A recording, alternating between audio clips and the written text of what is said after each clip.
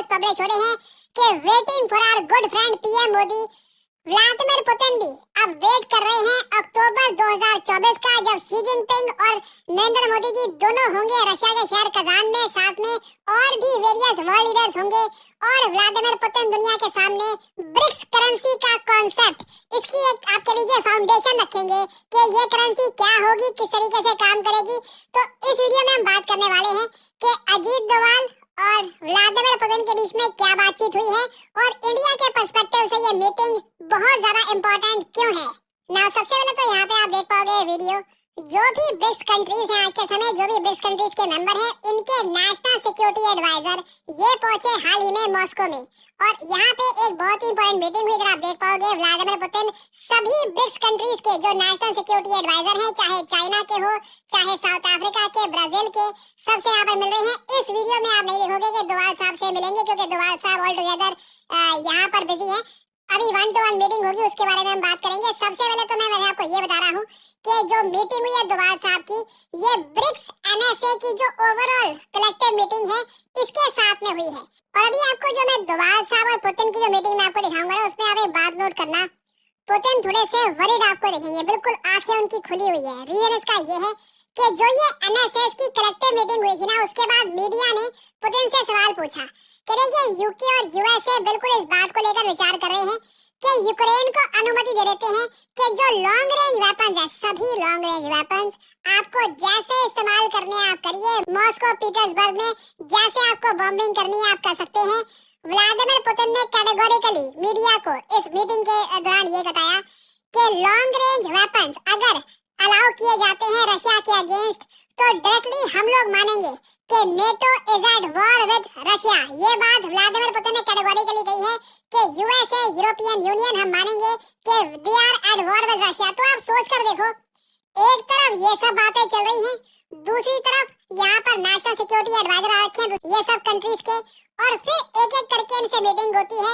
और अब हम सीधा चलते हैं डोभाल साहब और व्लादिमीर पुतिन की मीटिंग पर ना। मैं बस आपको कंटेक्स्ट देना चाहता हूँ कि पुतिन के माइंड में इस वक्त आप अगर सोच कर देखो कि कितना कुछ चल रहा है ना। इस वीडियो में आप देखोगे कि डोभाल साहब ओपनली बताएंगे व्लादिमीर पुतिन को कि रिसेंटली मोदी जी जब यूक्रेन में गए थे, उस विजिट में क्या हुआ था। आप यहाँ पर देखो, मेन बात आती है अपने इम्पोर्टेंट फ्रेंडली कंट्री की जो सेंसिटिविटी है वो आप समझे।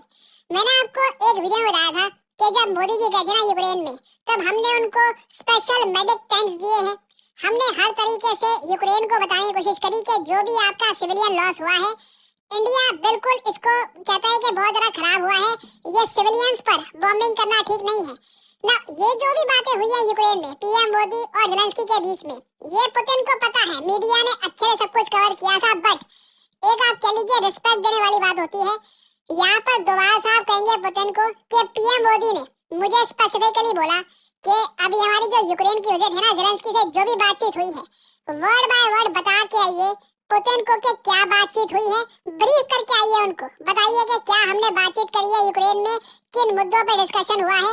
और यही बात डोभाल साहब अब बोलेंगे व्लादिमीर पुतिन को। As Prime Minister told you during a telephone talk that he was keen to brief you about his visit to Ukraine and his meeting with President Zelensky. And he wanted me to come specially and personally and brief you about the talks. The talk was in a very close format. It was only the two leaders. He had his two persons with him. I happened to be with the Prime Minister. So I was a witness to me, sir. I attended that conversation. ना Vladimir Putin ने डोभाल साहब की सारी बात सुनी, Ukraine का एक बार भी मेंशन नहीं किया। ऑलमोस्ट आप कह लीजिए इनका रिएक्शन कुछ हद तक ऐसे ही था, कुछ नहीं होता, ठीक है, होता टाइम खराब चल रहा है। एक सिनॉप्सिस अगर मैं आपको दूं इसका। और उसके बाद इन्होंने डायरेक्टली बात करी है ब्रिक्स समिट की कि चलिए ठीक है, वो सब अपनी जगह है, आप मोदी जी को लाइए, हम अपने फ्रेंड मोदी जी का वेट कर रहे हैं। क्योंकि जैसे आपको मैंने पहले बताया था कि Modi ji US most probably नहीं जा रहे, जो यूएन जनरल असेंबली का एक सेशन होगा अभी यहाँ पर सितंबर महीने में, उसको जयशंकर साहब करेंगे हैंडल। मोदी जी सीधा अक्टूबर में आपको फिर से दिखेंगे रशिया में। ना एक और बहुत ही इंटरेस्टिंग बात नोट करने वाली ये भी है कि हमारे नेशनल सिक्योरिटी एडवाइजर ये थे रशिया में जब जयशंकर साहब थे जेनेवा स्विट्जरलैंड में, और वहां पे एक इंटरव्यूअर ने इनसे सवाल पूछा कि जब इतने सारे ग्रुप्स एग्जिस्ट करते हैं, आपको ब्रिक्स ज्वाइन करने की आवश्यकता क्या आन पड़ी, आपने ब्रिक्स को ज्वाइन किया ही क्यों? जयशंकर साहब ने कैटेगोरिकली जवाब दिया, we formed our club after G7 shut the door. तुम लोगों ने G7 बनाया, उससे पहले G8 था, रशिया को निकाल दिया। तुमने G8 का G7 बना के रखा, किसी और कंट्री को एंट्री नहीं दी। ऑब्वियस सी बात है, हम लोग अपना खुद का ग्रुप बनाएंगे। और साथ ही साथ ये भी कहा कि जो ग्लोबल नॉर्थ है, जब हम ग्लोबल नॉर्थ की बात करते हैं तो हम यूजुअली यूरोप और यूएस की बात कर रहे हैं। जयशंकर साहब ने कहा कि पता नहीं क्यों ग्लोबल नॉर्थ बहुत ज्यादा चिंतित हो जाता है ब्रिक्स का नाम सुन के, और बिल्कुल इनको चिंतित होना भी चाहिए। ये मैं अपनी साइड से बोल रहा हूँ, ये जयशंकर साहब ने नहीं कहा कि इनको चिंतित होना चाहिए। बट आज के समय एंटिसिपेशन बहुत ज्यादा बढ़ चुकी है। यूरोप भी क्लोजली फॉलो कर रहा होगा कि आने वाले ब्रिक्स समिट में क्या होने वाला है।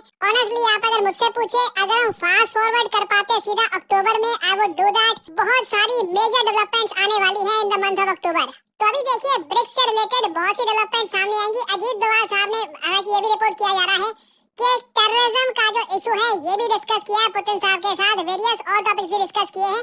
तो अभी इससे रिलेटेड बहुत सी डेवलपमेंट्स आएंगी इन द फ्यूचर। मैं आपके लिए अपडेटेड वीडियो